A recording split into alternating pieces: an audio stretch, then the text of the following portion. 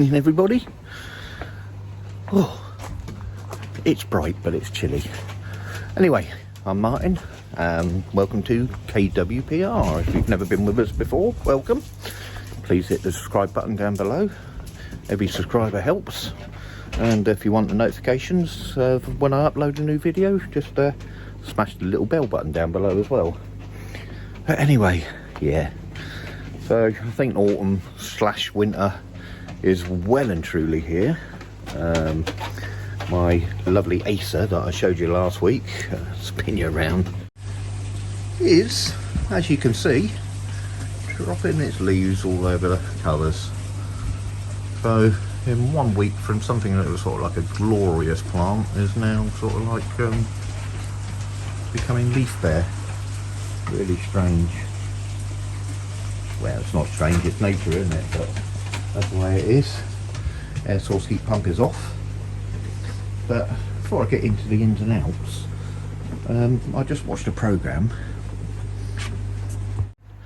about about wildlife gardening and that lot, and I do sort of like try and look after the insects and birds and creepy crawlies as much as possible. And I've got sort of like bug houses. I've got one over by where my dechlorinator is. I'll show you that in another one. And I've got just this little one that I picked up from a garden centre just up here.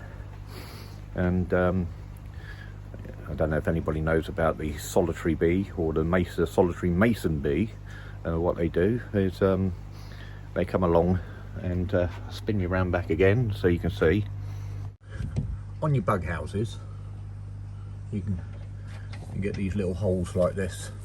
And what the mason bee would do is it'd go in there, put a load of pollen and stuff and that lot in there, and lay an egg, and then it encase it in sort of like mud and stuff, make a wall. Then it'll fill up with pollen again, lay another egg, come out, block it off with mud and thing, and keep on coming back until it's all full. Well, I come around to this side, try and sort of get in there past the leaves. Excuse me. And you can see in there, look, all my little bamboo sticks are filled up with mud. So those from front to back are filled up with mason bee eggs. Yeah, doing my little bit for you. So here's the other bug house. Not so much going on there, but I don't think it's sort of like a bee-ish sort of thing. Might have earwigs and stuff like that in there, but no, nothing to log. Needs to be more in sunlight, I suppose, for somewhere where they got the eggs. But anyway, let's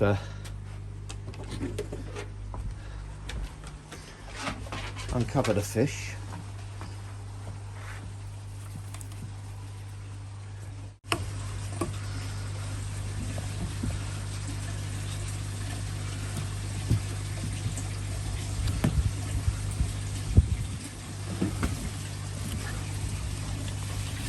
Oh, and he dropped a few leaves in the water.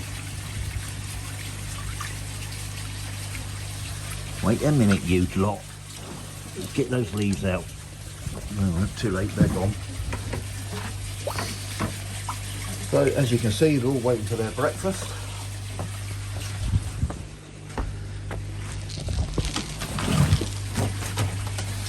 So somebody else's, you can hear the scraping of his feet.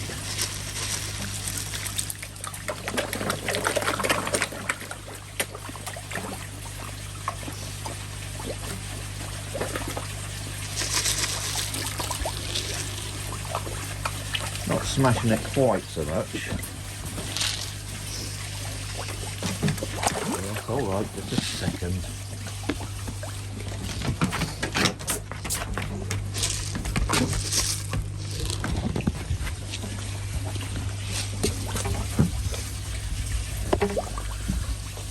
But they say in koi keeping every day's a school day. And I don't know if you remember me mentioning last week about Shiro being a bit veiny. Actually, don't look so bad today. And Chaz was had a bit of a pink head, and it got me thinking, because I've been doing scrapes and, you know, checking the water quality and checking the trickle in, trickle out for chlorine, etc, etc, etc, and I just wasn't coming up with anything, and I was just, why is it pink, why is it veiny? I thought, oh, could it be a bacterial issue? So just to double check, I phoned up Dr. Paula Reynolds of Lincolnshire Fish Health and had a nice discussion and chat with her, went through what I was seeing, whether I was heated, filtration and everything like that. Now here's the schooling bit I didn't realise. She says, no, what you'll probably find is happening is this time of year, sort of going into winter, and in sort of like springtime, as you're coming into spring, as water temperatures turn up. She says, even though you're heated and you're keeping the water at a certain temperature, the fish know that the seasons are changing. They can tell by the amount of daylight, etc, that's going on, different things. They know that the seasons are changing, and that can cause hormonal changes. Well, it does cause hormonal changes in the koi, especially females, and you'll sort of find that, you know, they may go sort of a bit of a pinky and a bit veiny as these hormonal changes are happening. And so, you know, not to panic, you know, it doesn't sound like a bacterial infection or waterborne bacteria or anything like that. It's just hormonal changes. Schooled, as they say. So yeah, so if anybody else is sort of like having sort of issues, notice anything like that, and they're worrying and sort of testing and trying to find out what's going on and not coming up with any results, yeah, handy bit of information to know. I never knew that, so yeah, I'm glad I spoke to her.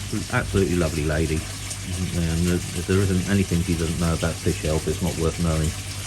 I tell you, brilliant. But I did get a couple of waterborne bacteria testers, I've ordered, so when they do come I will check the water just to be on the safe side, and I'll show you guys when that comes up, because they have to be special ordered in, because they've got a limited lifespan. It'd be interesting, didn't realise these were available, but yeah, the cheapest chips is about £5 for 2 test kits, and basically you just do a sample and grow your own bacteria if you got any. So yeah, get them done, and we'll see what the results of that when they turn up. It probably won't be until next week. But anyway, yeah, so yeah, the veins seem to be going down anyway, so still smashing the food, as you can see. Not on it quite as much.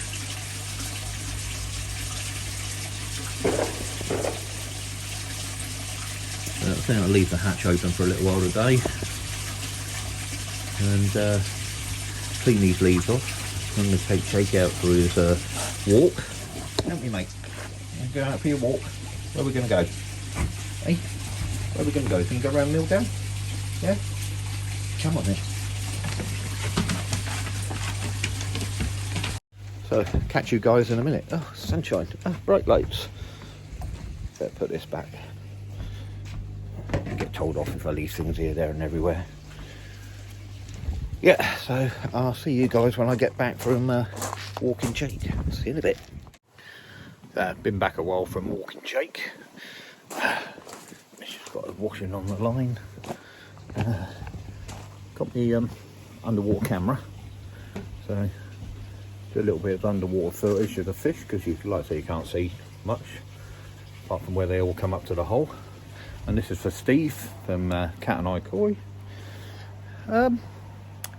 Yeah, haircut, nothing, do it yourself.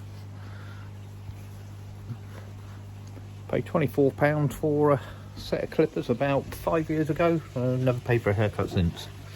And the missus is a hairdresser, so that does help. So, but yeah, I'm gonna get me a little stick, and I'll put the camera onto the stick, do a bit of underwater footage, give the filters a clean out, and then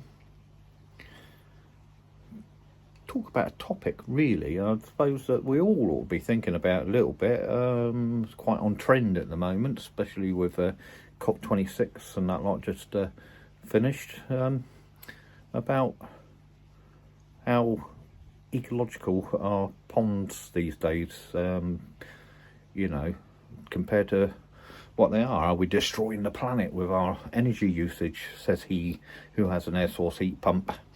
But come to that a little later on. But yeah, do a bit of underwater footage and I'll get back to you in a minute. Now, I like to do this quite regularly during winter when the covers are on. Not only because it gives everybody something to watch, but also it's a good way for me to keep a check on my fish. You know, see if there's any ulcers, scars, you know, scrapes or abrasions or anything wrong with them. And also you can keep a check on your sort of like your pond, because in the springtime while the cover's still on, the blanket weed can start to grow. But yeah, it's a good way of looking after the fish. Like I said, you can see them quite clearly, all their bodies. A few of them, especially the two big ones, like to come up and have a look at the camera. And the where's Raven spotters, I'm afraid you can't play today, because Raven stands out quite clearly with the underwater camera on, as we just saw, just floating around the back there, even at a distance. Yeah, there's Patch just saying hello, look.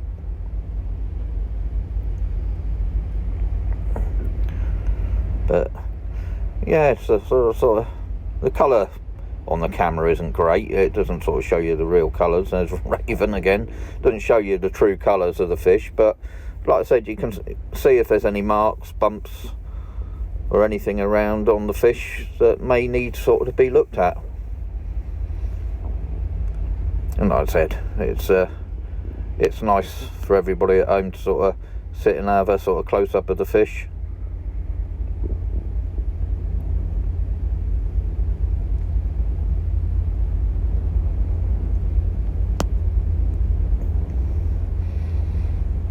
And I can't see anything on there to be concerned about, to tell you the truth.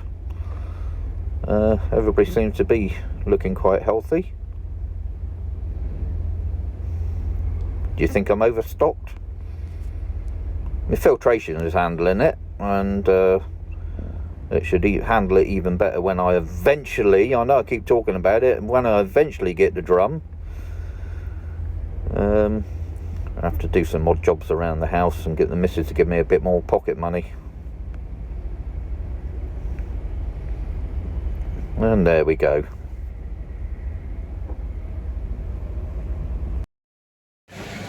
Yeah, it's on for the first time this year. The tank suit is out. Wind's picked up and it's absolutely bitter. I just checked my temperature gauge outside and that on 4 degrees. Oh God. Yeah. Anyway, just doing my filter clean, as I said. But I just thought I'd show you that I've got the older tank suit out. A lot of people keep asking about this. I did do a little bit in one of my videos back. I'll see if I can find a link, post it down, telling you all about the details. It is British Army Technicians winter overalls, I think the description is, or something like that. Getting very hard to find now in surplus stores and things like that, but it's always worth a look online. You can get some at new. I've seen a few on there recently that sort of like virtually brand new condition, but yeah, you're talking £110 notes plus, whereas sort of like some of the old used ones you can pick up for about 50-60 quid, but they are very rare to find. But when you're a koi keeper and you're out in your garden all year round, you can't beat a better thing. Brilliant piece of stuff. Anyway, finish the filters and then I'll talk about climate change.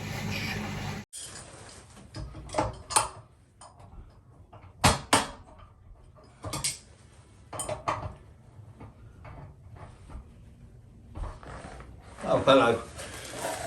Been dragged away from ponding stuff. Changed the radiator in the living room change a single to a double, which meant you had to bleed the whole system and everything like that. And when we refilled the system, this radiator hadn't been working since that time. So check thermostat and all that lot is that's fine. So obviously an air blockage. So I've just had to release the air blockage, and hopefully I've just put the heating on. Yeah, we're all good now.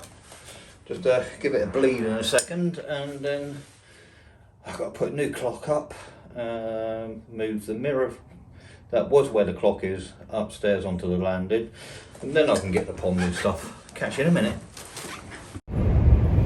So by the time I finished doing a couple of jobs I mentioned, and then the loo paper roll full of other jobs that my lovely lady wife gave me to do, didn't have any time to talk about what I was going to talk about. So I thought, bring you along with me today. I'm off to France again, going down, ended up down near the Swiss border before I start coming back up.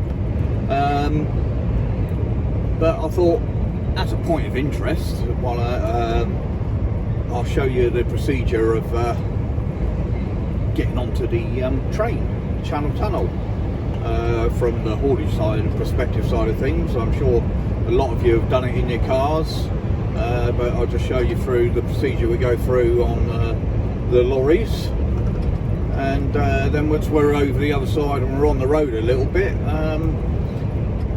again I'll give you a little bit of the scenery, and I'll talk a load of rubbish about ponds and how eco-friendly is our equipment.